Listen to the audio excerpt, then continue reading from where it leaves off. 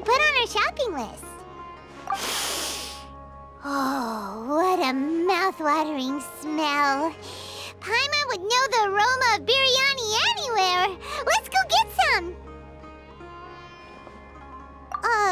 We can still add it to the list. Well, if it isn't the Traveler and Paimon. Wasn't expecting to see you here. Hello there. Oh, it's been quite a while. Huh, so you two are still hanging out together. Dia, didn't you say last time that you were gonna head back to the desert? I said I was going to resign from being her bodyguard, not that our friendship was over. We're still the best of friends. The Holmayanis also still post jobs from time to time. Their pay is always generous, so me and the other mercs never pass them up. I told Dia to just stay at our place when she took one of those jobs a few days ago. My parents were delighted. They even said that it always felt like we were missing someone whenever Dia wasn't around. That sounds like something they would say, all right. They're always so welcoming. Anyway, the job is already taken care of, so I was gonna head back to the brigade as soon as I finished a little shopping. But the master kept insisting, and I ended up staying for another day. You can stay for as many days as you want, Dia. Father hasn't even gotten around to treating you to his best dishes yet. You know I'm not the kind of person to stay put in one place like that, my lady. Don't worry, though. There'll always be next time. What? She said they'll treat you to the best dishes! Paimon can't believe you can still refuse that! But wait. Didn't you say last time that you would take me on a trip to the desert? Why don't you just take me with you today, when you leave? There are so many places I still haven't visited yet. I'm sorry, my lady, but no can do. There's still a few things I need to take care of back at the brigade. Besides, the desert hasn't exactly been the most peaceful place lately. Oh, come on. Not this again. That's also what you said last time and the time before that. I know, I'm sorry. Just give me some more time, and I promise I'll plan the best trip ever for you. All right, fine. To be perfectly honest, it's not that I wanted to go, it's more like I feel like something is off about you lately. Ever since you first set foot on the estate a few days ago, you've been acting anxious and even paranoid. Have you been delaying our trip because you've run into some kind of trouble? Nah, are you kidding? You're worrying too much. Would you swear on that? Friends shouldn't lie to each other, you know. I wouldn't pry any further if you're willing to swear on what you just said. But if something really is bothering you, then just tell me. You know I'll help you however I can.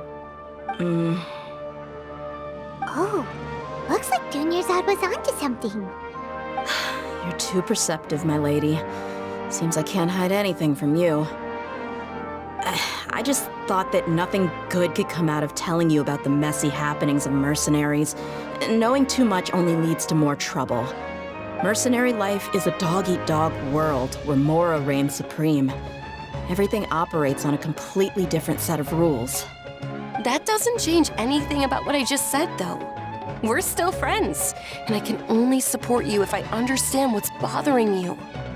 My lady, you're not gonna stop until you drag it out of me, are ya? All right, I'll share what I know. Let's go somewhere else first. This isn't exactly the best place for a discussion. Okay, let's talk here. Just try not to draw any extra attention. As you may already know, the Eremites have both a lot of mercenaries and a complex organizational structure. Many mercs are no different than me, just going around looking for jobs to earn some mora. My brigade is called the Blazing Beasts. We're not a large group, but every member is loyal and brave. However, not all Eremite brigades are like mine. Some are willing to cross all kinds of lines for the sake of mora. The most notorious is a faction known as Deshret's Relics. Deshret's Relics? Judging from the name, they must really look up to... Yep, you got it. I've heard that you've already crossed paths with Ain al-Akmar. They're one of the groups under the Relic's banner.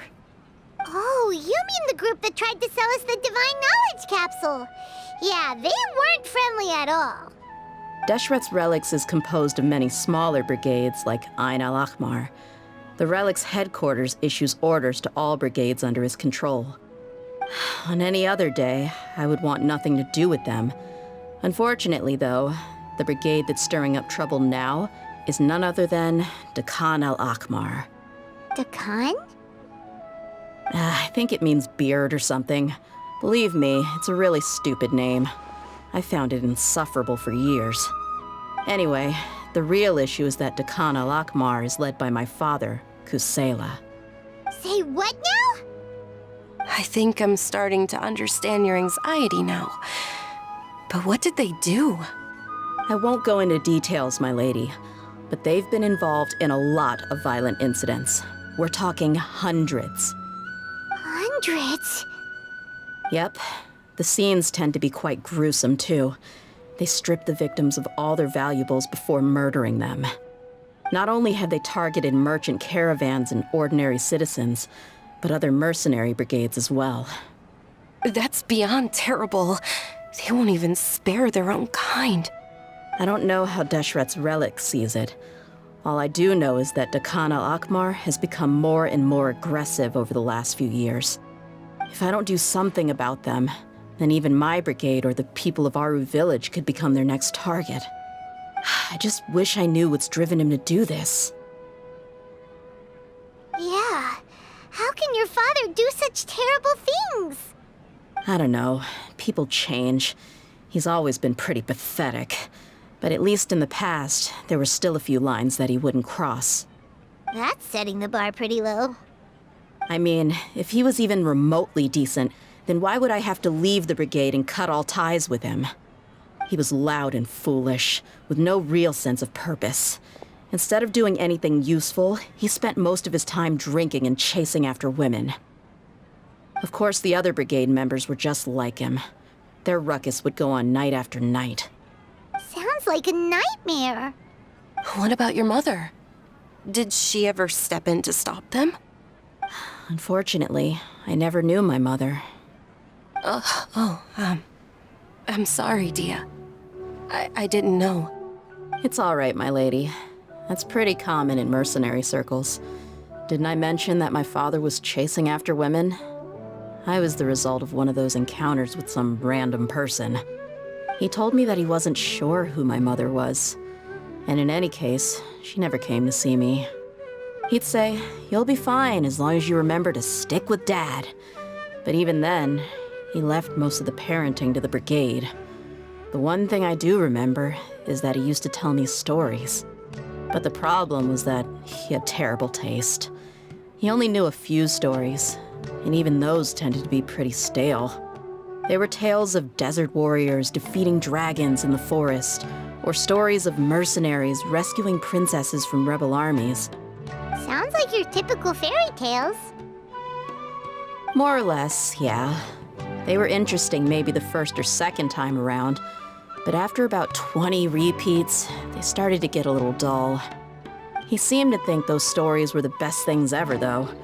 He was so into them that he'd call the whole brigade over and make them perform the whole thing as a play. Even the toys he gave me would all be story props. I'd get helmets, shields, and toy swords. It was only much later when I realized that the shows were more for him than they ever were for me. What an interesting guy. Yeah, I've always found him pretty childish, but that was something I could just shrug off. I had no reason to despise him. Until I grew up and learned the true face of Deshret's Relics for myself. Looting, blackmail, violence, and fraud. They not only accepted such heinous acts, they would even openly boast about them. No one in the brigade was any kind of hero.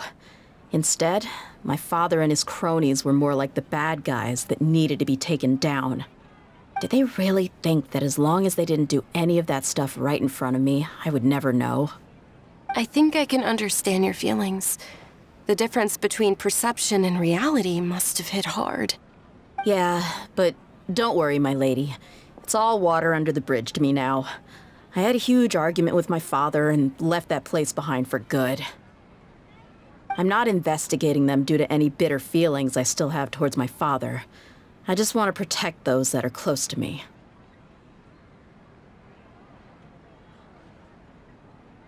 Yeah, I told the boys to gather as much information as they could.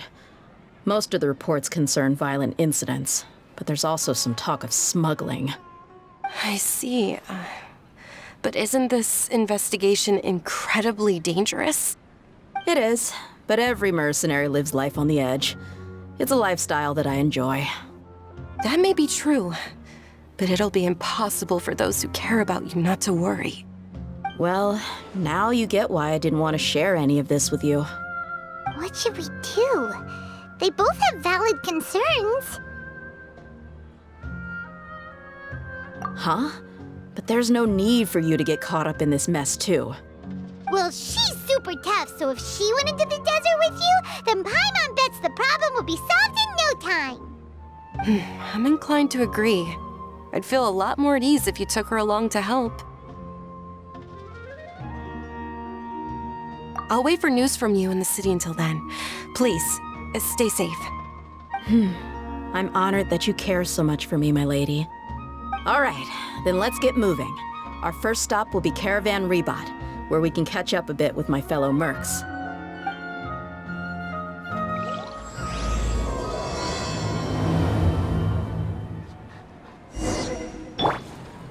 I sure hope they'll be okay.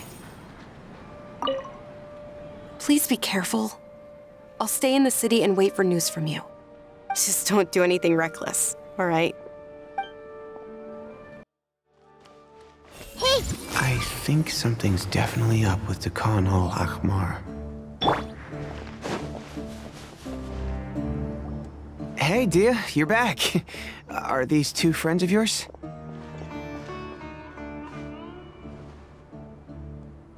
Oh, so you've already become like one of us then? Well, that's good to know. Anyway, since we've got newcomers, let me fill you in on what Dakan al-Ahmar has been up to lately. They've become extremely aggressive. Apparently, even their own now have become acceptable targets. They even attack other relics brigades, just the same as any other mercenary brigade. Even the most ferocious beasts still protect their own. But it sounds like they've thrown that straight to the wind. That's right. Once they've collected enough loot off the other mercenaries, they sell it off to a different brigade, or turn to merchants on the black market. A portion of their profits is immediately exchanged for more food and weaponry to be used in their next violent operation. that's terrible. Yeah, and it really makes you wonder why they're so desperate for Mora. A few days ago, Isham and I trailed them for a while, and even disguised ourselves as merchants to conduct trade with them. We were able to learn a few things from the exchange.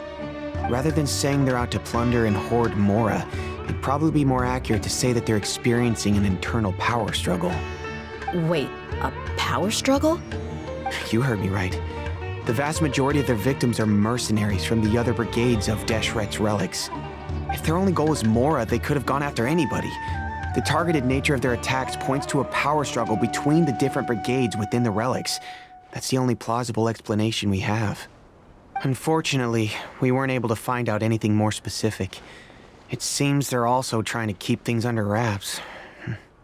Oh, one last thing we discovered was that over the past few years, as Dakan al-Ahmar became more and more active, Deshret's relics as a whole became a lot weaker.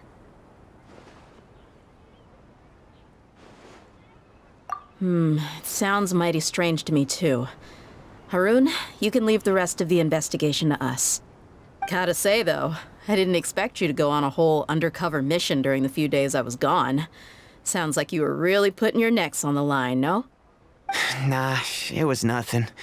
We're just as concerned about the situation as you are. Dakan al-Ahmar is your father's crew after all. What he said. Besides, Dia, haven't you done more dangerous things than all of us combined? What we did is nothing compared to your experiences. Yeah. And while they went to talk with Dakan al-Ahmar, I took a look at the last camp they attacked. Any survivors of the attack were already long gone. There was nothing of value left in the camp. Ah, Hisham and Khalaf. You're here too. We rushed over as soon as we saw you come into Caravan Rebot. Although this new friend of yours looks a little green behind the ears, I'm sensing a special vibe from her. Now that we know you'll have a capable partner with you, we can also rest easy. Hey, what about Paimon? Feel anything special? Oh, you're also planning to tag along with them? Of course! Paimon is the traveler's most important guide.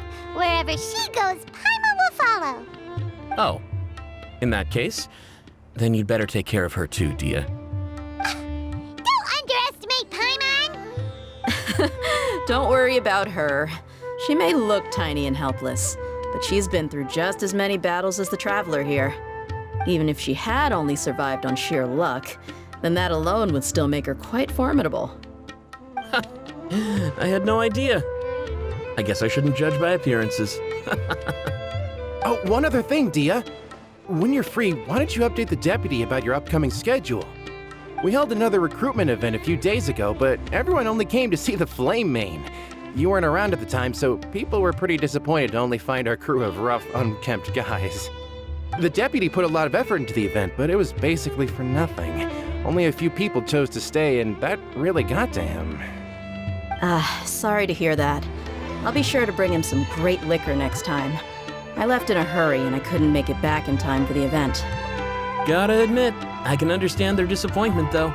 You're our brigade's main selling point, after all. Now, if only the deputy could figure out a way to bring a few more smoking hot members into our ranks. Keep dreaming. Remember the last time I invited a couple gals into the brigade? You all just froze up with your mouths gaping like a bunch of scarecrows. The awkward silence and weird expressions left quite the impression on them. They were originally interested in joining us, but after that, they both told me they were too uncomfortable to stick around. Hey, didn't we agree to never bring that up again? Huh? Wait, are you serious? Why have I never heard about this? I don't think you were part of the brigade yet. Are you kidding me? I missed a once-in-a-lifetime moment like that and you weren't even gonna tell me? All right. We can tell you about it later. Now's not the time. Hey, don't you try to change the subject. You and Hisham get your butts over here and tell me everything right now. Are they always like this? More or less. There aren't many rules or graces when it comes to mercenaries. We're used to just speaking our minds. If someone starts getting under your skin, you just yell right back at them. And if that doesn't put an end to it, then you just challenge them to a fight. But we also don't tend to take many things too seriously. Being direct and getting it all out of your system as soon as things come up is better than keeping everything bottled up, never talking about it. That's also why I never spare their feelings when I talk to them. If I want to laugh, I'll laugh. If I'm angry, then I'll unload on them. It's hard to stop once you get used to it. Though, I can never do that when I'm with the Homayanis. Hey, knuckleheads! Can you at least tell me the rest of the intel before you go back to your bickering? Yeah, you hear her, Holloff? Told you we gotta focus on the investigation first. I drew up a map. Right here's the spot. There you'll find the merchant caravan responsible for getting rid of Dakan al-Akhmar's looted goods. All you gotta do is wait and ambush them in the evening. They'll have no idea what hit them. Perfect. Thanks for that. Be sure to pass my regards to everyone else in the brigade as well. Will do. You stay safe, Dia.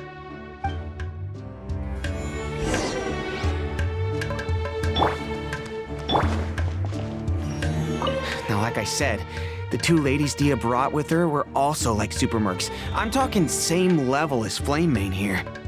Oh, you should have seen it. The aura of the two of them when they were standing together, it was incredible. I was just at a loss for words, that's all. So pathetic. Hey! Shut up! Come on. You can only trash us like this because you weren't there. You would have just frozen up like everyone else if you were there. How could I have missed a moment like that? This should be the place. Let's find a spot to hide and bide our time.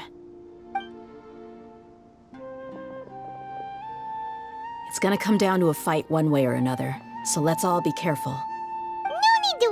She knows her way around a fight. I'm not worried about that. What I meant is that we probably shouldn't go too hard on the enemy. After all, we still need to get information out of them.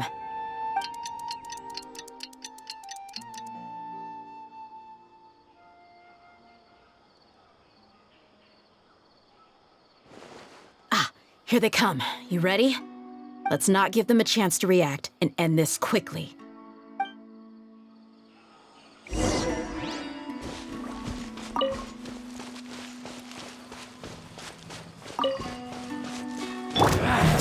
Feeling lucky today? Look alive! Windblade! Where do you think you're going?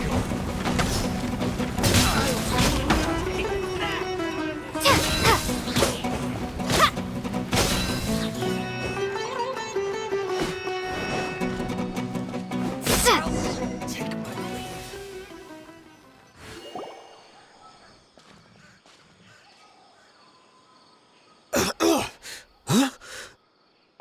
You're the Flame Mane. Good. That saves me an introduction. All right, time for a little talk. Are you buddies with Dakana Lockmar now? Tell me, what are they after? You know the code of being a mercenary just like everyone else. The first rule is to never divulge key information about our employer. What makes you think I'd talk? That might have worked on an amateur, but I know you're just looking to protect your reputation. Think about it, though. What's your reputation worth if you won't have the other tools you need to succeed in this line of work? Tools like, I don't know, your limbs or eyes? You've got 5 seconds. You might want to think twice about how much your employer's information is worth to you. Whoa! I'm not joking around. We can do this the easy way or the painful way. 2 seconds! I'll save you the trouble.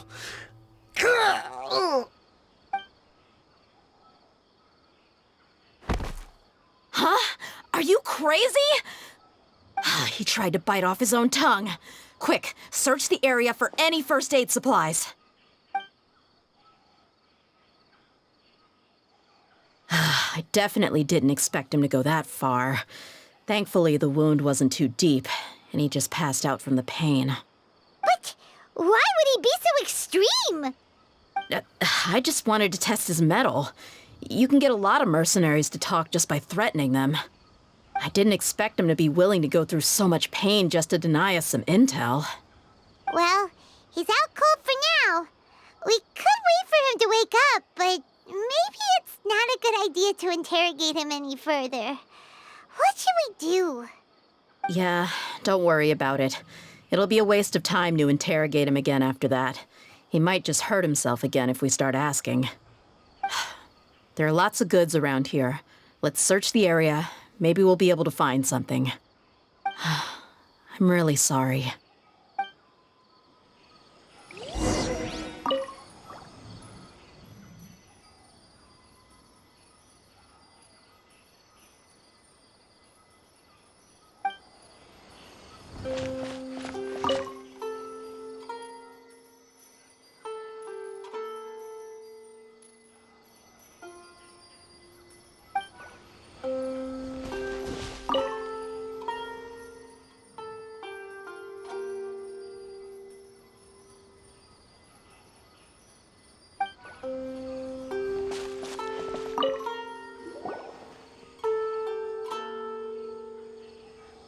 We found a piece of paper with a bunch of names on it.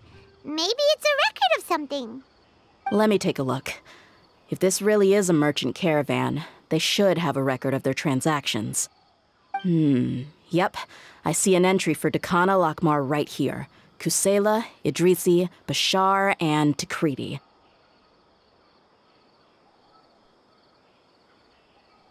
All familiar names. Dakana Lockmar has been trading for a hefty supply of food, weapons, and medicine. It seems that in the past, they used to receive some canned knowledge as well. This caravan is just one link in their logistics chain. Once in the rainforest, the caravan will exchange the looted goods for Mora, and the funds will then be passed to a specific person. That person will then pack the caravan full of necessary goods, which will then be brought right back to Dakan al-Akmar. Wait, why is there no Mora value recorded for the final transaction? No value? Yeah, every transaction before the last one was marked with an exact amount of Mora, but the final one, where they paid for everything to be brought back to the desert, was simply marked as delivered.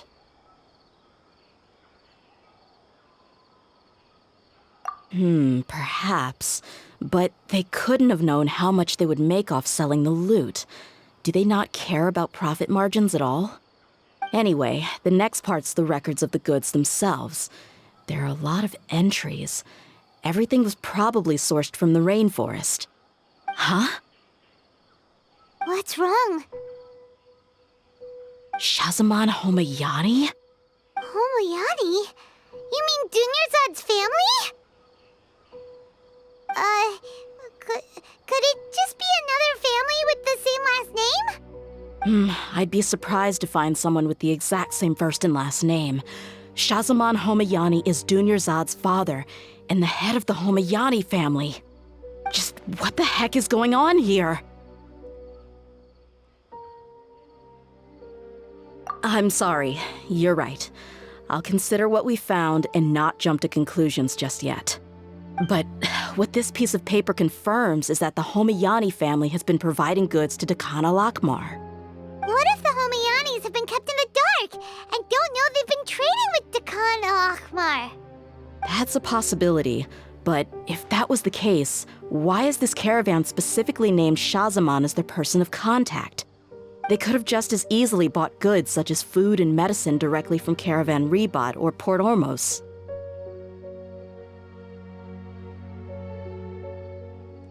Yeah, funding violence and looting. The brigade gets the goods, and he is paid the proceeds from the sale of the loot. But why would he do something like this? It's not like the Homayanis are in need of money. I honestly have no idea. I've been to their estate many times, and I've never noticed anything suspicious. The only potentially large expenditure I could think of would be the treatment costs for Dunyarzad's Elazar. Maybe they borrowed a lot of Mora in the past, but that's still just a speculation. I don't think the Master would stoop so low to make Mora. You're probably right. I know my lady's personality, and she wouldn't deliberately keep something like this from us. But what should we do now? All we found is just another mystery.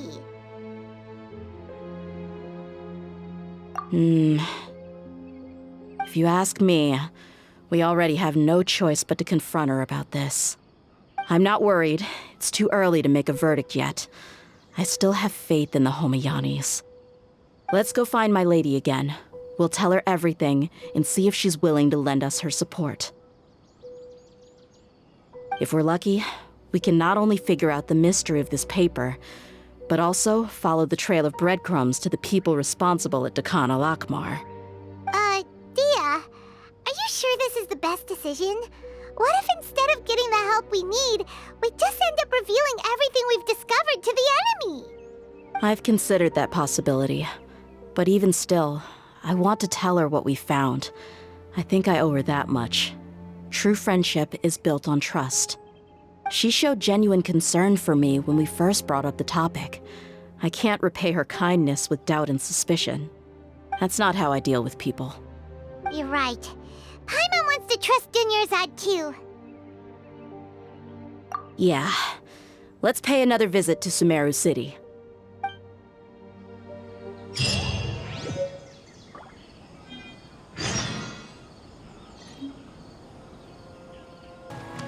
I see everything. Can there still possibly be a good ending to all of this?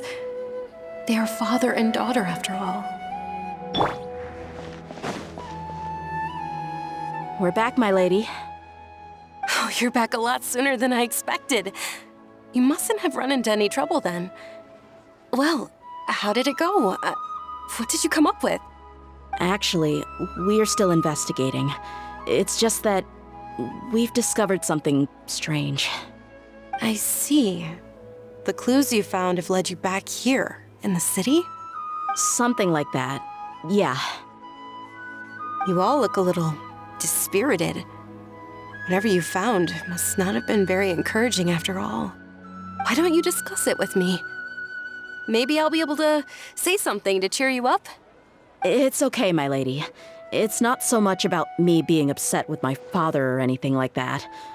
How should I put this? So something is wrong. Even the Traveler and Paimon have been uncharacteristically quiet. On any other day, Paimon would have already waved to me with a smile and shouted, "Dunyarzad, we're back!" So tell me, what happened? Well? My lady, please prepare yourself for what we're going to tell you next. It concerns the Master. The Master? You mean my father? Okay, I understand. Don't worry about me. I'll listen as attentively as I can.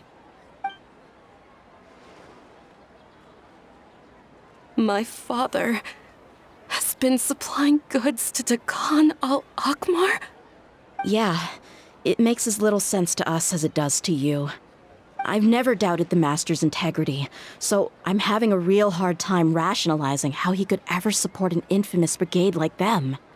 Maybe he's not actually aware of the full story and just stumbled into the deal by accident. I can't help but agree with the Traveler. Huh? You mean you feel the same way, Dunyarzad? Thank you for sharing all this information with me. Since you've told me everything you know, I should also tell you about some doubts that I've been harboring for quite a while. In the past, I thought that my father hired a bodyguard for me so that I wouldn't run away and get lost. However, there are plenty of capable mercenaries in the Corps of 30. Why did my father go out of his way to hire Dia? About that. Well, the Homayanis really needed bodyguards, so they reached out to the Blazing Beasts. Later, the Master told me that I was one of the best mercenaries he'd ever seen, and that I should stick around to become one of his bodyguards. He offered me a pile of Mora, so I just signed on. Well, but that didn't really answer my question. Just think about it. Why did my father specifically reach out to the Blazing Beasts?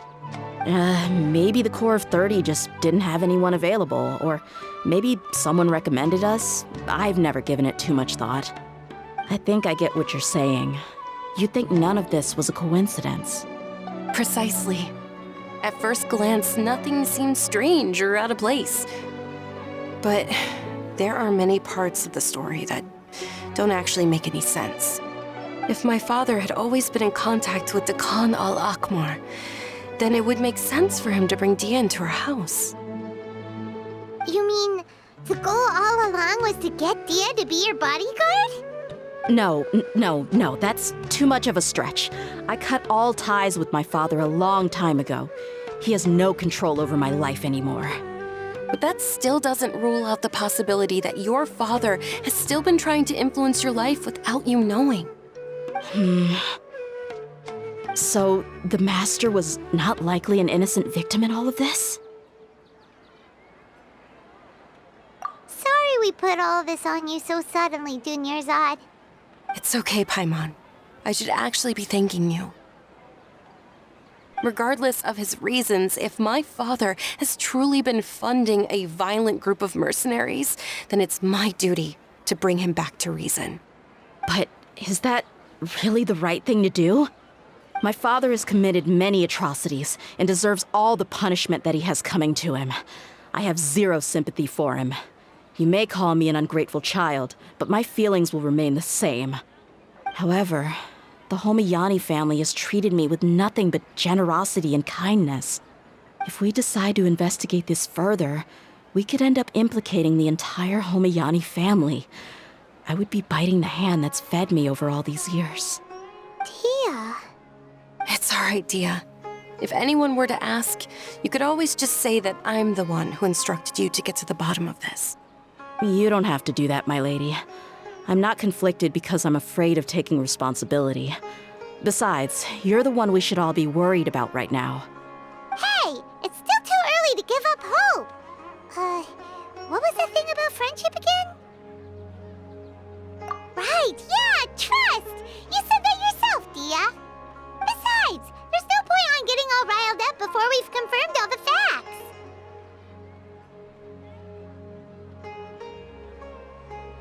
Thank you, everyone. That makes a lot of sense. I guess I should always remember the trust that I've placed in people. In which case, my lady, could you ask the Master to come out and have a chat with us? Sure thing. I also hope he'll be able to give us a logical explanation. Let's meet at the usual place then. Usual place? Oh, right. Thank you for coming, sir. Please allow me to introduce these two. This is the Traveler, and next to her is her travel companion, Paimon. Yes, my daughter has mentioned them from time to time. It's a privilege to finally meet them in person. But we may skip all the pleasantries for now. What is the important matter you wish to discuss with me today? Well, we wanted to bring this transaction record to your attention. There's something on this record that we're all pretty curious about. So that's what you found? Huh. Seems like I can't keep everything from you much longer. If you wouldn't mind, we'd like an explanation. Well, it's a long and difficult story. And to be perfectly honest, I'm not sure if I'm doing the right thing. What I do know, though, Dia, is that the truth will bring you no solace. If anything, it will likely cause you a great amount of anguish. Wait, me? Yes, I understand perfectly why you came to see me, and I am touched by your collective commitment to do the right thing. But knowledge always comes at a price, and sometimes, as they say, ignorance is bliss. Your father, Kusela, and I both believed that. Of course, you have the right to seek and learn the truth, but I must warn you. The facts of this matter may reduce everything you've built for yourself into sand, blowing in the wind. If you must proceed, then Kusela's heartfelt efforts will also fade into the wind like a fleeting mirage. His heartfelt efforts? I'm sorry, sir, but I'm not sure I follow. I've made it this far in life without a single drop of my father's support. I have my own ideals and ways of looking at the world, as well as people and causes that I've chosen to cherish and fight for. None of these things have anything to do with him. I came here today to support you as the head of the Homayani family. No warning will change my stance on that. I understand. Then let me tell you a little story. Our family once needed to take a trip to the desert when Dunyarzad was just a baby. Along the way, we were attacked by bandits. They had superior numbers and quickly overpowered our bodyguards. When all seemed lost, a group of passerby Eremites lent us their support. Those Eremites were Kusela's brigade, Dakan al-Ahmar. Kusela's men told me that the attackers were Eremite mercenaries, just like themselves. I was shocked. Why would Dakan al-Ahmar go so far to save us and not spare the fellow Eremites? Kusela was grinning and walked over to play with baby Dunyarzad. She was startled by his unfamiliar face and nearly started crying. Really? I never knew. He said that he had no particular reason to help us. He just took pity on us because he had a daughter about the same age. We started talking about our children, and I sensed that he was a devoted father. To repay his kindness, I hired his brigade to help out at our estate for a time and offered everyone generous remuneration. So, that's what happened. It was many years before I saw him again. I almost didn't recognize him the next time he came knocking on my door. The man I knew to be strong and healthy had been reduced to a shell of himself. He couldn't even walk anymore without his cane. So, what happened to him? He was perfectly fine when I left the brigade. I'm not too sure myself. The only thing that didn't change was his cheery disposition. He said there was absolutely nothing to worry about and that he had gotten into a fight. That was all. He then suddenly asked me if Dunyarzad, now that she had grown, would need a bodyguard of her own. At the time, Dunyarzad was going through a particularly severe bout of her Elazar. There was no need for her to have a bodyguard when she could barely leave the house. But he kept coming back to the topic. Come on, it never hurts to be safe. How do you know a bodyguard won't come in handy one day? I was completely lost at first, until he recommended the Blazing Beasts, and in particular, a mercenary named Dia. So he was the one who recommended Dia to you. Indeed. He didn't say it out loud, but it was clear that he saw Deshret's relics as an evil group who would eventually corrupt every member in their ranks. He was already beyond redemption, but he hoped that he would be able to detach his daughter from the vicious world of mercenary life. If Dia could stay in my house and keep working as a bodyguard, then gradually her affinity for the desert would decrease, and she'd be able to leave her previous life behind. And that's why you offered her such generous compensation? Yes, but not just because of that. From the moment that he asked me for that favor, I also began to see Dia as my own daughter. And that's also why I tried to persuade you to stay when you asked for permission to leave. I was willing to spend however much it took. Kusela saved my daughter and me all those years ago in the desert. I could never refuse him entrusting his daughter to me. He was always like that, acting like he's oh so smart and self-righteous. Kusela said that he'd reimburse me for a portion of Dia's fees. I refused to take any mora from him, but he'd always sent me funds anyway. Eventually, I just accepted them as a token of his gratitude. And that went on for a while until I received another letter from him a few years ago. The letter contained a request to help him buy food, weapons, medicine, and even explosive materials. Wait! Isn't that around the time that Dakan al-Ahmar started becoming more aggressive? That's right. When I started to hear some nasty rumors, I became wary. I wanted to meet him face to face to discuss things. But by then, he was no longer receptive to my requests to talk. If I had to guess, it's probably because he doesn't want to put Dia at risk.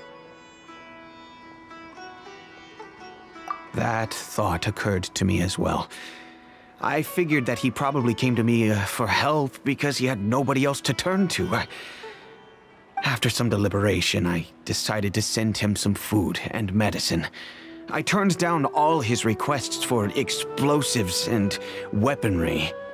I am aware that even such a reduced gesture of support could lead to others coming to harm, but I could not simply reject his plea for help.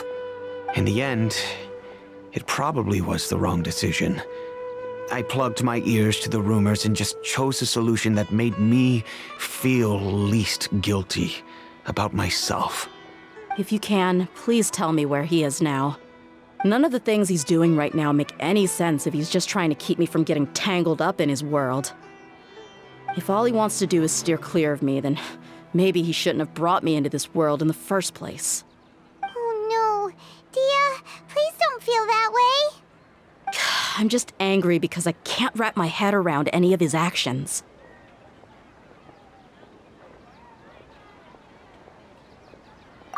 I don't know.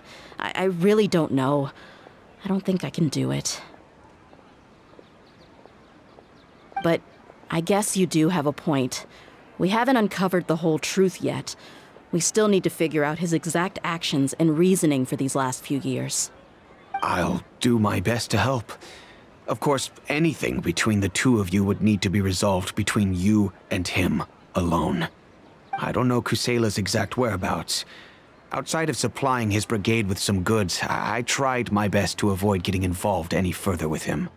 However, there's a man on the list named Jawed. He used to be a mercenary in the desert and is now a member of the Corps of 30.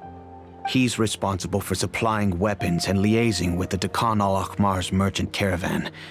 I think he should know Kusela's whereabouts. I've heard that he likes to have a few drinks alone and enjoy the cool wind at night outside the tavern. Maybe you'll be able to find him there. Understood. Thank you, sir. Then I guess this is bye for now, unless... I'll stay and be with my father here. To be honest, I'm still a little dazed and haven't finished processing everything quite yet. My father has indeed done something wrong, but if I think about it, I'm also not sure if there was a right way to handle this problem. I feel like our only course of action is to turn everything we know over to the Core of 30 and let them render judgment. Yes. I am prepared to accept whatever verdict they choose. It's time to face my mistakes.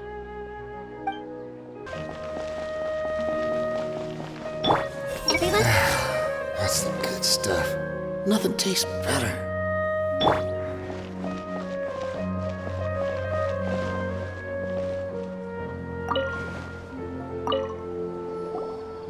Huh? Who are you guys? I know what you've been up to. Smuggling weapons to violent brigades in the desert while working for the Corps?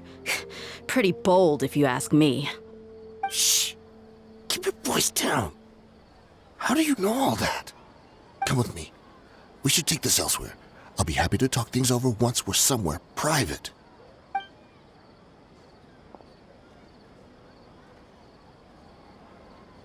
This place should do. All right. Back to my question. How did you all know about me? Don't worry about that for now. You know what kind of punishment you'll face once we report you to the Corps, I assume. Wait. There's no need to jump the gun. Let's talk this out. What are your terms?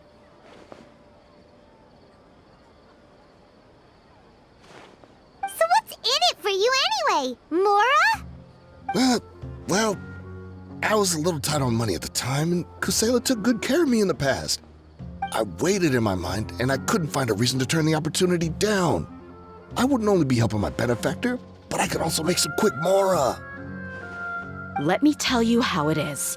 We're investigating Dakan al-Akmar, and we're gonna put an end to their operations. If you provide some help for us, then we might just put in a good word later to reduce the terms of your punishment. Hey, why don't we discuss this a little first? Listen, I made quite a bit of Mora from my last run. You just give me a number, and I'm sure we can... Shut it. My patience is running out. You should know when a mercenary is after something other than money. All right, sheesh. But you gotta promise you'll put in some nice words for me later. They're always on the move. Here's the spot they were at the last time I made my delivery to the desert. Feel free to go have a look. I'm just telling you though, it's not on me if they're not there anymore. Sure. And then you can forget about any nice words from us. Hey, come on. Now you're just being unreasonable. Really? And how do I know you're not leading us straight into a trap? Don't forget, you're the one with no bargaining chips. All right, I get it. Why don't you go take a look, and if they're not there anymore, I'll try to figure out something else for y'all. Now that's more like it. Let's move. And as for you, try to stick around the city until we get back. You don't want us to call the folks from the Corps and have them drag you back to the city.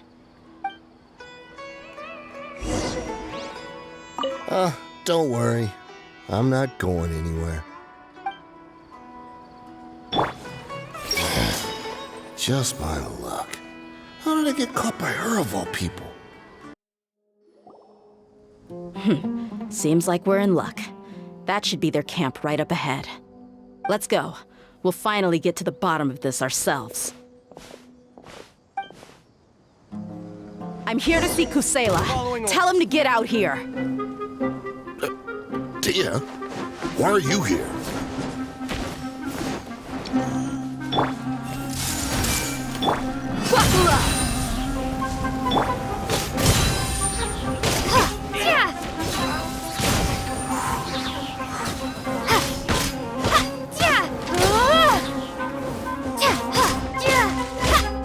Haven't you all done enough? Oh, so are you also here to stop us? Stay out of this. It's got nothing to do with you.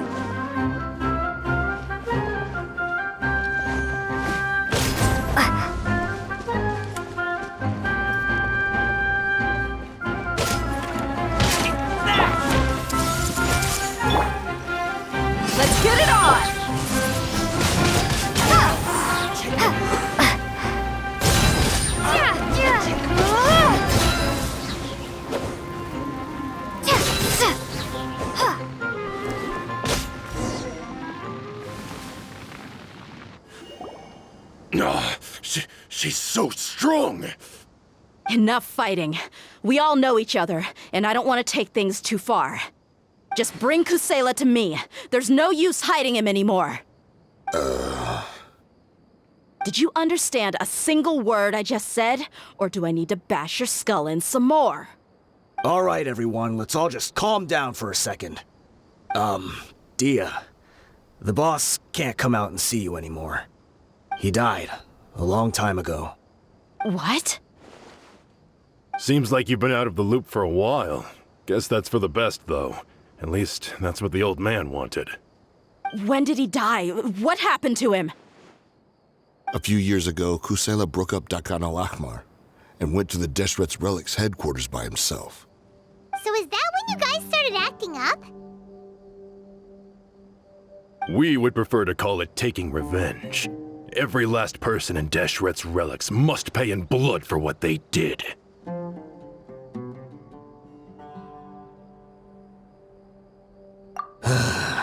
Let me start from the beginning. Dia, do you know how the head of the Relics maintained order internally? Overwhelming strength and unquestionable authority? Those were a part of it, yes. But just those on their own weren't enough. They had another tool at their disposal. They called it a person's record. Regardless of whether they joined by their own will or were coerced, every person in Deshret's Relics was forced to leave a record of themselves at headquarters. Whether it be their deepest sin, some unforgivable act, or their most immoral exploit, the record served both as a symbol of loyalty and the perfect material for blackmail.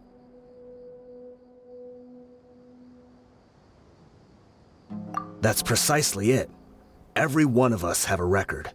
Me, Bashar, Tikriti, and all the boys who grew up with Dia and ended up joining our ranks. But you, Dia, you were never asked to provide a record, were you? I never even knew this was a requirement. You were probably the only person in all of Deshret's Relics who didn't know about it. Ever since you were born, Boss had been trying to shield you from this organization's sinister rules. Not only that, but he also banned all of us from committing any nefarious acts. He said he'd take care of the dues we had to pay regularly to headquarters. But in the end, he was just an ordinary person. What could he do? He was forced to go to headquarters again and again to account for missed dues and incomplete records. He'd come up with all kinds of excuses and get beaten up as a result. We all knew he was doing that for you. He wanted to get you out of this world, no matter what it took. And that's why he became a shell of himself and couldn't walk without a cane. Wait, but that doesn't make any sense. I didn't know about any of this, and I'd never seen him get injured or beaten. Because you were too young at the time. How would you ever tell between wounds from a beating and wounds from battle?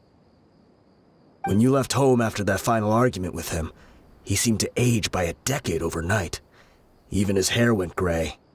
So, even the blazing beasts were... Yep. It was all his doing. Had he not arranged them to come to you, you probably would have been reduced to a pulp before you ever left the desert. A few years ago, Boss said he needed to make another trip to headquarters. He was already pretty weak then, and we all assumed he was going to get beaten again. I suggested that he hand the role of leadership over to me, but he said there was no longer any need, since the Khan al-Ahmar would soon be no more. His words made no sense to me, but that night, we heard that a massive fire tore through headquarters and razed everyone's records to ash. Everyone gained their freedom that night. Many members fled, not just from our ranks, but from the other brigades as well. But how could we leave with a clear conscience? All of us who knew exactly what had happened. The boss can't have just died for nothing. Those heartless jerks at headquarters took him from us. From that point on, the sole purpose of Dakan al-Ahmar became revenge. The big fire that Boss started was quite a blow to headquarters' strength. It's given us the opportunity to launch our attack. Even though we're outnumbered, we vowed to see our revenge through to the very end. There were people from headquarters who changed their names and went into hiding. Some fled to other brigades, and others escaped to the rainforest. But we won't let any of them escape our wrath. They'll all pay for what they've done. We've suffered plenty of losses as well. To keep going, we need an enormous amount of supplies, from food and medicine to weaponry and explosives. All we can do is exchange our loot from Mora, and then use that to get supplies. We forged Boss's handwriting and sent out many letters to his former friends. Thankfully, many people were willing to come to our aid. We were also able to attract many mercenaries who shared our goal. We've endured unspeakable pain to win many impossible battles. Deshret's relics have become weaker and weaker, and now we finally have an opportunity to directly strike their headquarters. Paimon doesn't know what to say anymore.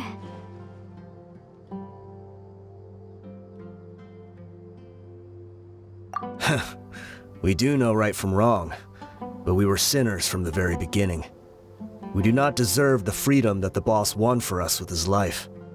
Boss always loved his old-fashioned hero stories. Those tales about sacrificing yourself to save the world. We used to always laugh at him for it. But in the end, he really went and lived those stories out himself. As for me, I never considered myself a hero. We're all the lowest of the low. We have no right to even imagine such an existence. But maybe those hero stories he liked foreshadowed everything that was to come.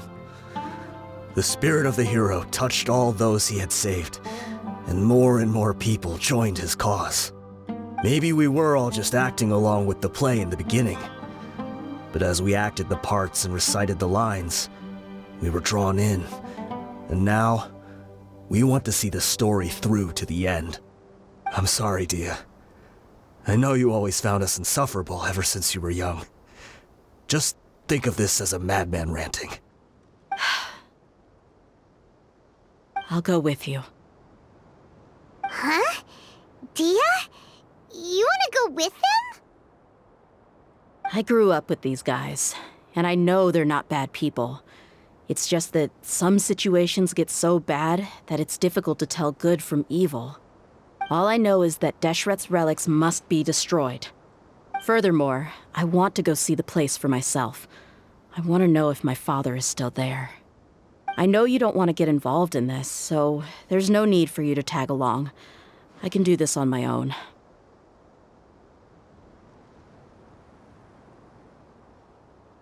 Yeah, Paimon feels like we'd only regret it if we don't see this through to the end. Thank you. We'll be a lot stronger together with you. I bet Boss would lose his mind if he ever knew you'd join us at the very last moment like this. Considering all the losses and injuries we sustained, we can't afford to turn down someone as powerful as you. He can think whatever he wants. But the fact is, I owe him this much.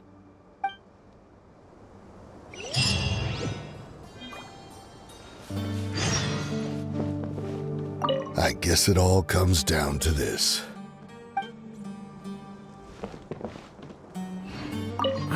What a bummer. I just had to get injured now, right before the final fight. Be sure to punch one of them for me, huh? Deshret's relics are about to become history. I guess it all comes down to this.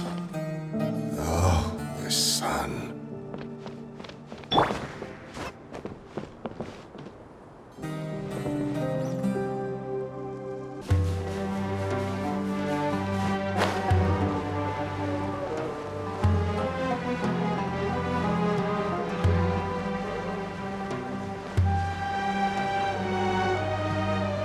Is this the entrance?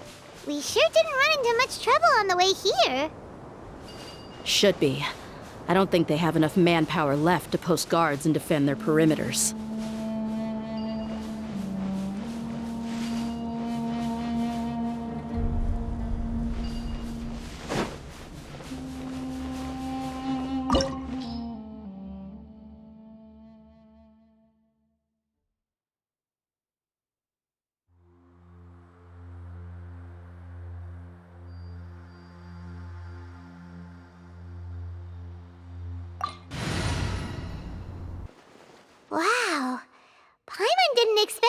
look like this on the inside.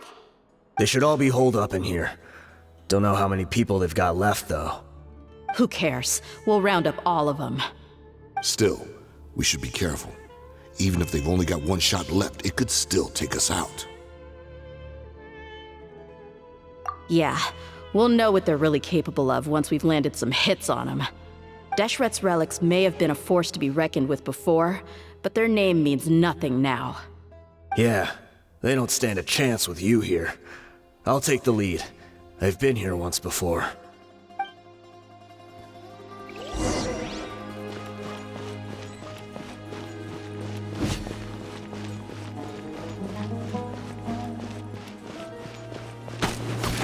You are not welcome here.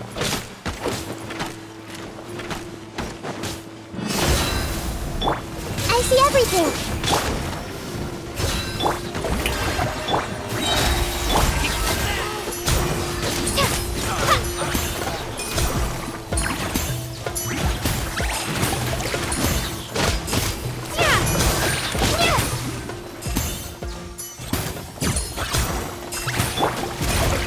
Everyone hold hands. Strike a pose. A little amuse-bouche. A burst of flavor. I see everything.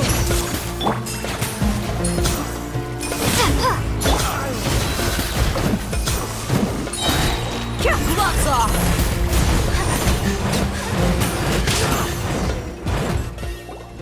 This way, follow me. We're almost there. Wait!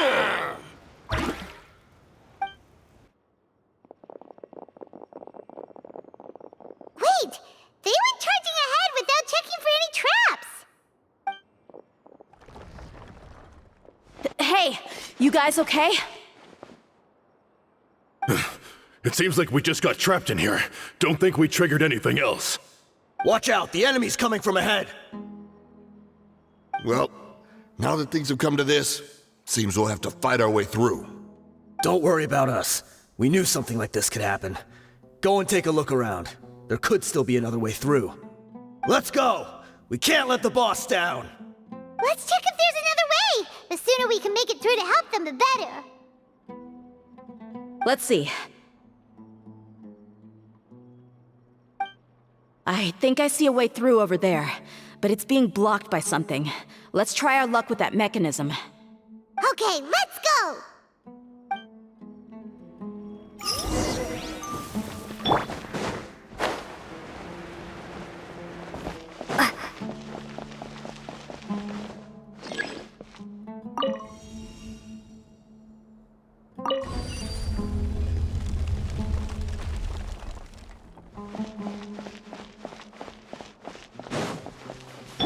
Hey! Shower me with praise! Buckle up!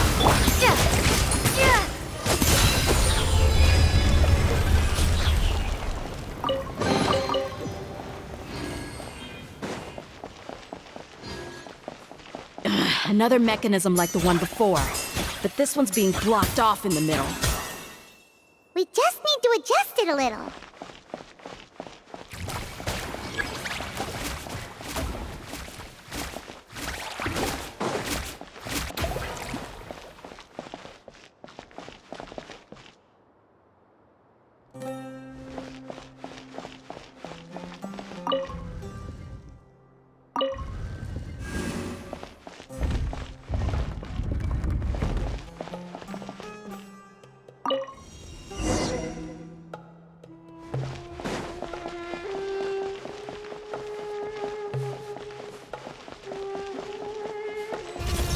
Yoo-hoo!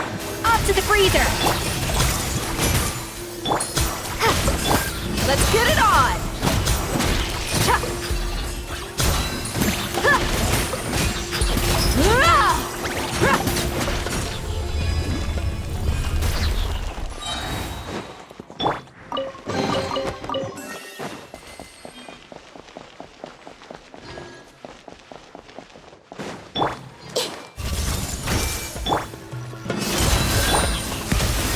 Shower me with praise!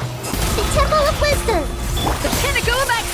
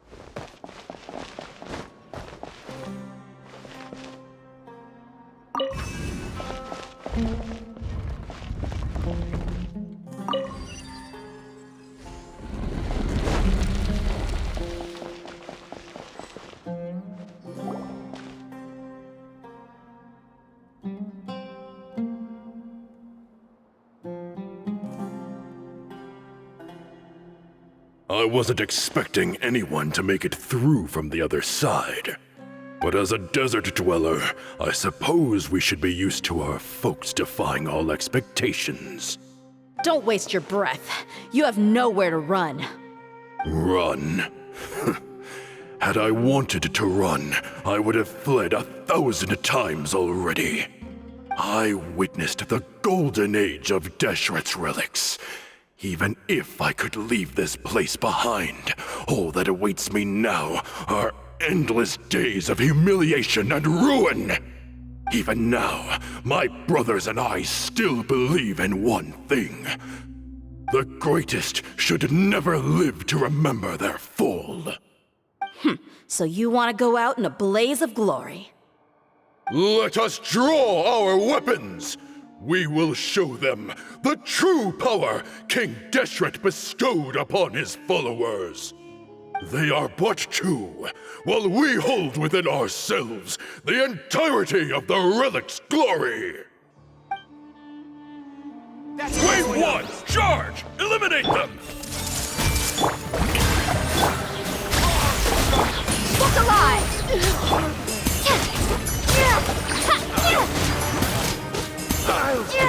Don't think that you've won. We're just getting started.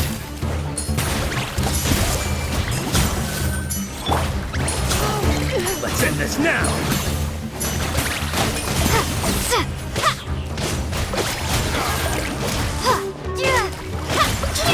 Now, Will.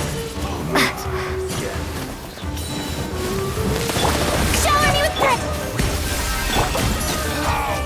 King Deshret will not abandon any one of his followers!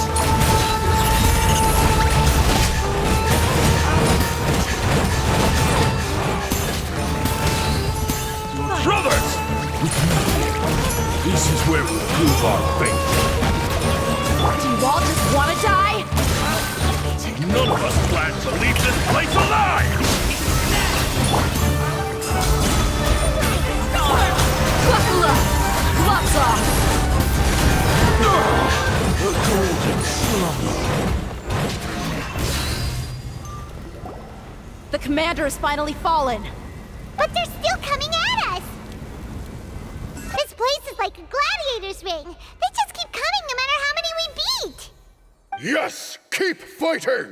There's no need to fear, and no need to back down! This is our last stand! When the next wave comes, try to draw away their attacks. I'm going to see if I can take out that high platform.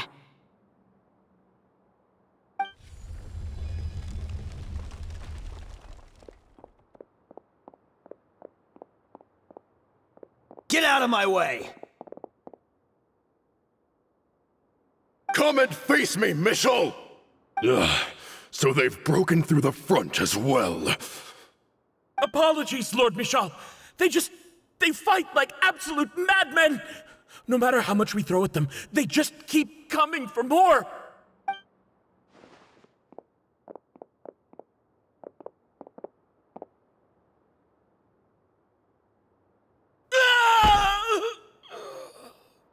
So, it would seem like this is the end. Time to pay for everything you've done, Michel. You think I would give you that opportunity? I will be buried in the sand alongside all the rest of our fading glory.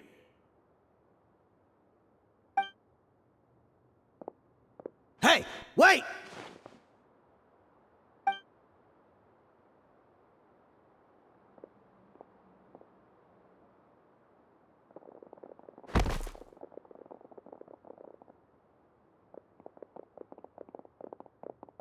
We were too late. It's over. There's no more need to fight. But if you're still going to cling on to your so-called mercenary's pride, then I'll give you all a good beating as well.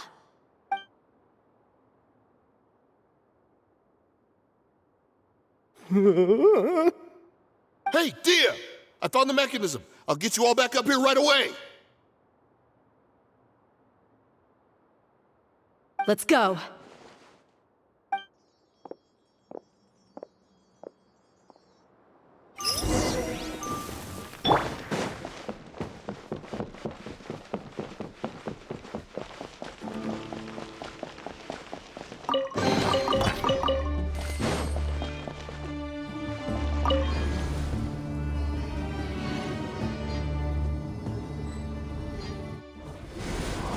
Who are you filthy rats? And why are you always pestering us? You call yourself a member of the infamous Deshret's relics, and you still can't even tell who's made it all the way to your headquarters? Who knows what intent a bunch of rats may have? We try to catch a couple, and you all just show up on the other side instead. How are we supposed to figure out what you're after? Hey, have you ever heard of a man by the name of Kusela? Why would I know? It's not like I'm in charge or anything. This is your last chance to talk. Hey, I said I don't know anything. I'm just an average member here. I'm telling the truth. If you're here to find someone, why don't you look through the records yourselves? Who can remember every name and face with so many people coming in and out every day? The irony. His life became a light for so many, yet to others, it wasn't even worth remembering. Where's the records room? Answer me! It's right over there. All the files are in there. You can go through them as much as you want. It's not like any of them still matter anyway. I mean the old records room. The old records room? You mean the one that got burned down? Kusela. Ah, yeah, I remember him now. The guy who could hardly walk. Watch your mouth. That's our boss you're talking about. He was definitely faking it. We all let our guard down as soon as we saw him come hobbling in. But in the short time it supposedly took him to take a dump, he'd already gotten away and started a fire in the records room. He couldn't have possibly outrun us if he wasn't a fraud. And after that, Deshret's relics fell into complete disarray. Stop wasting our time. Every one of us here is perfectly aware of what he had done. Tell me, where is the old records room? It's just over there. Go see it for yourself if it means that much to you. There's nothing left in there but ashes. No human could ever survive that kind of inferno. Bashar, Tikriti, let's go. We'll leave the others here to guard these guys. Spare them no mercy if they try anything.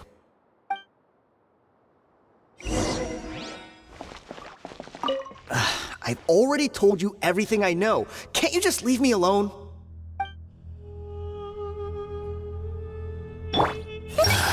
Crazy. Every last one of them.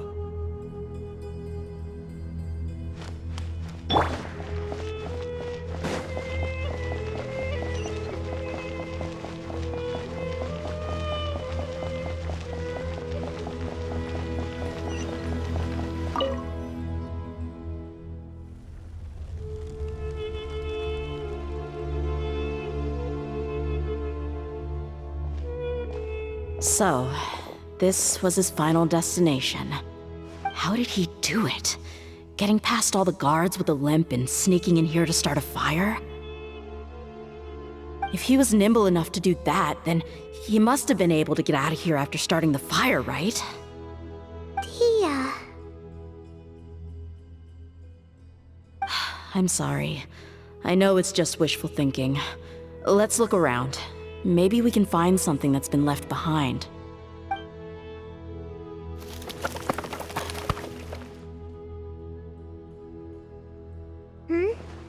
Is this a cane? It must be the one that Dia's father used. Kusela. Thanks for everything, boss. We're fortunate to somehow find that cane after that fire. Let's split up and look around some more. What if something else has been left behind? But what else could survive a fire like that? Huh?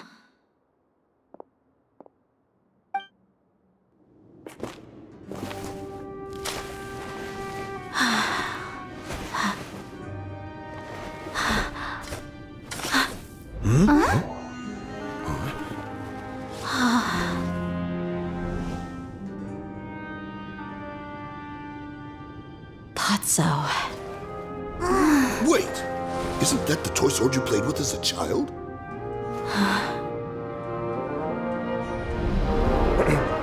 The dragon is no more, for Princess Dia has slain it. Its head now hangs above the city gates. Her bravery has brought eternal peace and prosperity to us all. Dia, come on. This is the most important line. You can do it. But Dia, you defeated the dragon. Everyone's waiting for your speech. Still too shy, huh? All right, I'll do it. I hereby proclaim our victory. Evil shall plague us no more.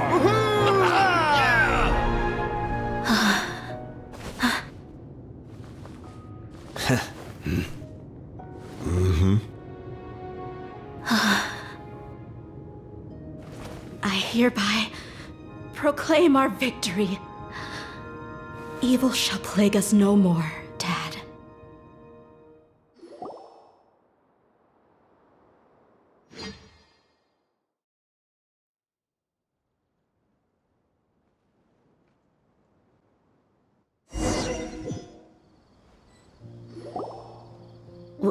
What's this? Don't you remember? You asked Paimon what she would do if she were to wake up tomorrow with loads of money. And Paimon said that she would get boatloads of tasty snacks. You looked super confused at the time, but said it was an adorable thing to say. These opportunities don't come by often. So today, Paimon's gonna treat you to a special crash course on Paimon's life philosophy.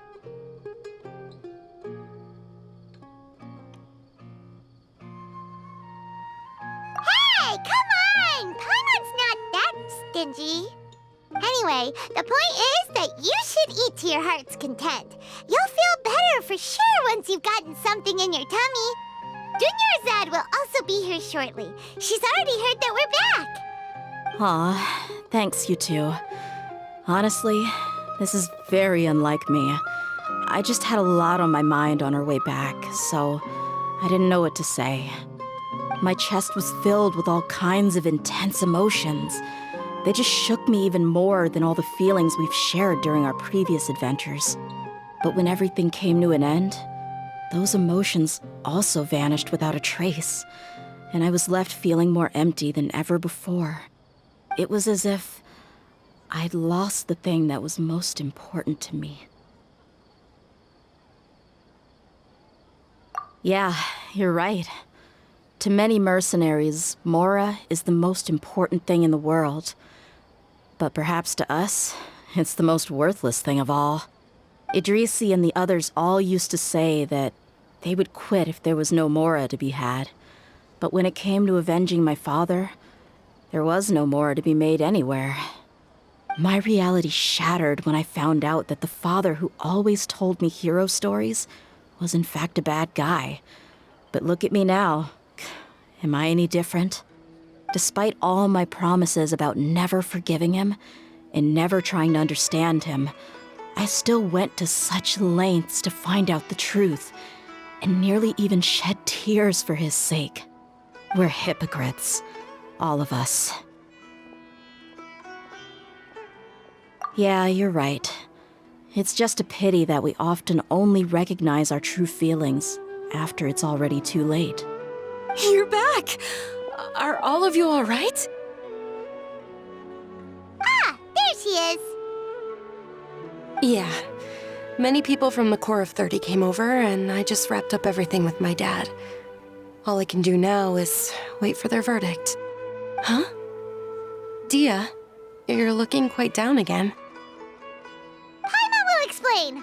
A lot happened while we were gone.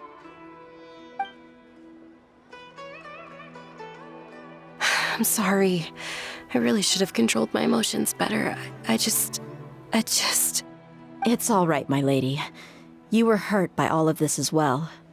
Truth be told, I'm starting to feel a little guilty watching you cry like this. But Dia, your pain must be even worse. You shouldn't need to comfort me. Hey, don't worry about me. If anything, This whole thing has finally shown me the difference between illusion and reality. My father probably thought that people could settle into new lives as long as they moved to a new environment. That thought has even crossed my mind a few times. It's like saying, what's wrong with adapting to a new life? However, there was always something deep within my mind that refused to accept it. This impulse brought me great turmoil, and even made me feel ashamed for turning my back on your father's kindness. But now that I consider it again, it all makes sense. The desert sands are a part of who I am, and I will never be able to lead a peaceful existence. I understand how you feel. That doesn't mean I won't be making any changes to my life, though. As an example, I'm now thinking about taking on some small odd jobs. It's just like Idrisi said. I also want to catch up to my father and become a character in his play. Even if the ending of the story may be childish and ridiculous, it won't really matter. Isn't that neat, though? Oh, you'll be a whole new kind of mercenary, one that's not out for Mora. Why don't we go for a change of scenery once we finish eating? What about stopping by the Grand Bazaar again? Right. You said you wanted to get a rug for your family. We'll come along too. I can't thank you enough for taking care of me this entire time. Oh, this rug here is quite something. The craftsmanship is exquisite, and the fabric is also of high quality. Ah, here you are. Finally, I found you. Hey! Aren't you that mercenary who bit his tongue? You can still talk? Wait, are you here to take revenge on us? What are you talking about? Do I look like I could take you all in a fight? I just came here to give you something. I'll be on my way to give myself up to the Corps after this. Once I woke up, I hurried to the Khan al-Ahmar's camp, hoping to alert them to your presence. But when I got there, I found no one except the members who were still too injured to move.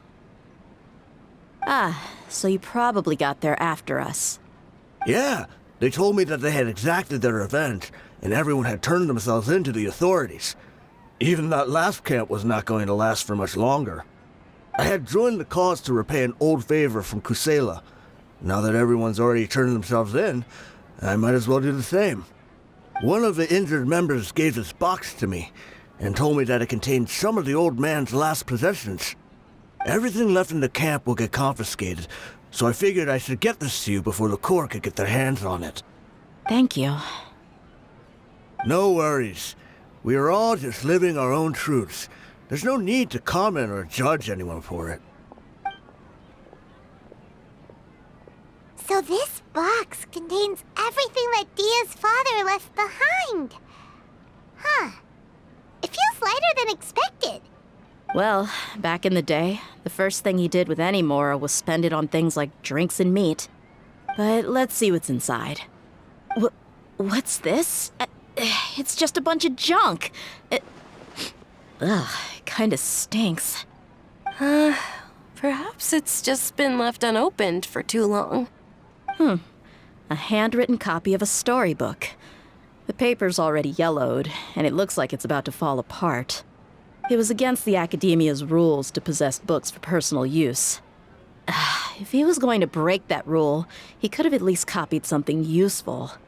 That probably means this was really important to him. And here are a few bags of children's snacks.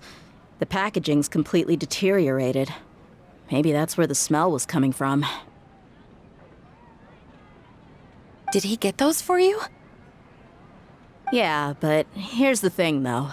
Even when I was a child, I was never a fan of these kinds of snacks.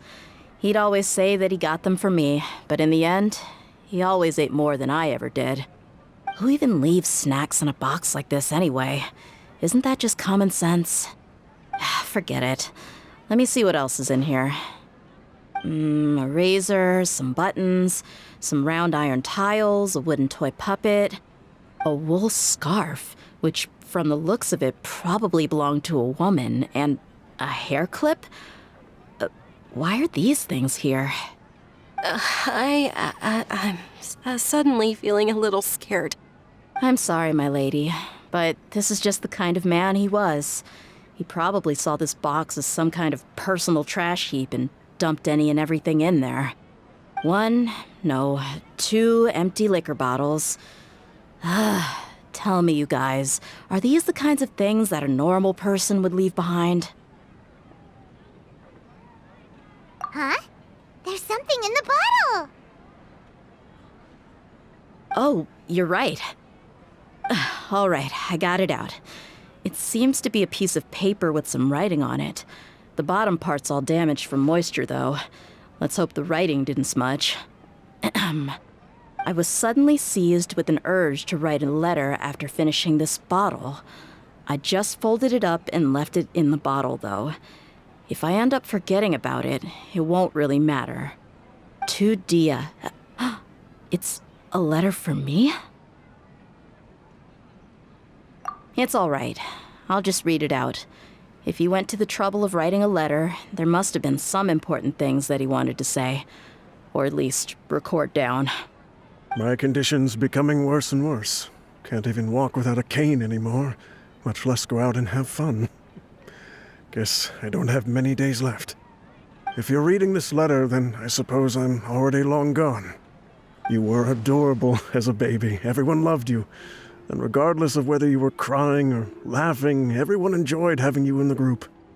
But once you grew a bit older, you were no longer nearly as happy or cute. It's probably the guy's fault. Can you believe this guy? He can point the finger at himself. Anyway, back to the point. To summarize, I'm writing this so you would know not to feel sad for me, even if you end up finding out the truth. The reason being that I was never your father to begin with. Wait, what? Surely, he must be joking, right? I don't know. I was quite formidable when I was young, and 100 times cooler than some so-called flame main. Really felt like the whole world was under my feet. With just a teeny tiny bit of effort, I felt I could rule over the entire desert. But as fate would have it, I went out into the desert for a drink one day and discovered a baby in the sands. It was you.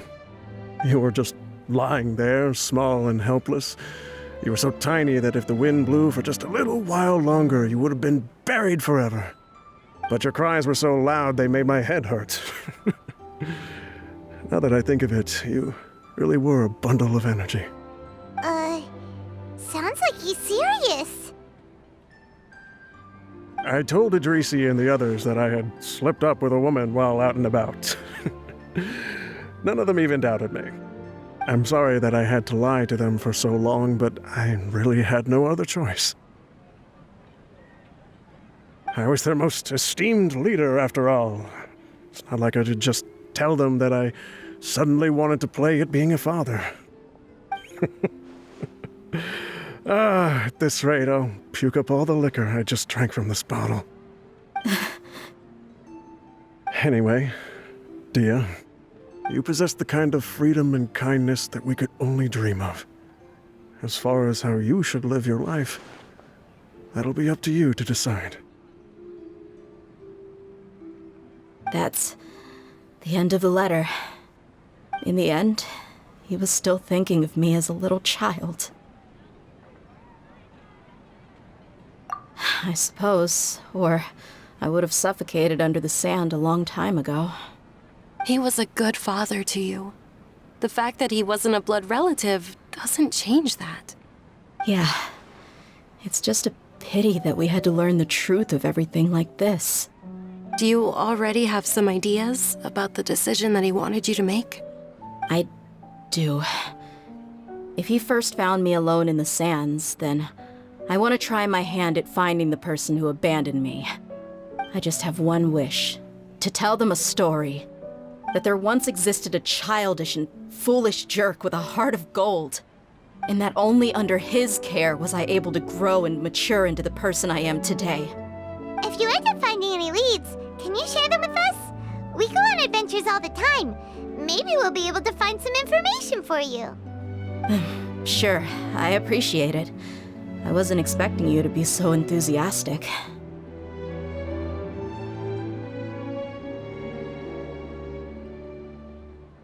I'll help too. Thank you. All of you. Thank you so much.